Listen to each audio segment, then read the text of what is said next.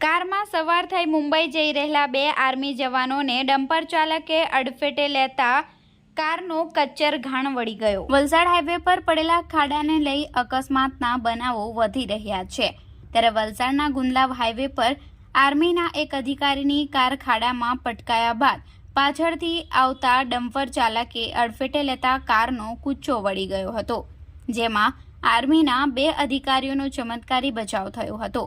આ બનાવ બનતાની સાથે જ ઘટના સ્થળે હાઈવે પોલીસ દોડી આવી હતી।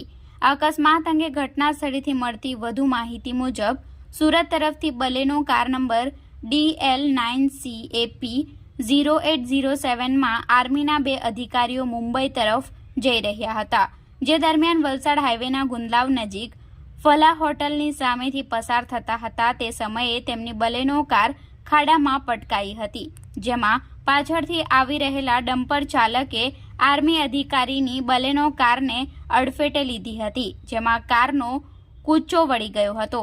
સદનસીબે કારમાં સવાર આર્મીના બંને અધિકારીઓનો ચમત્કારી બચાવ થયો હતો। આ બનાવ બાદ ઘટના સ્થળે અન્ય વાહન ચાલકો તેમજ વલસાડ રૂરલ પોલીસના કર્મચારીઓ દોડી આવ્યા હતા અને કામગીરી હાથ ધરી હતી।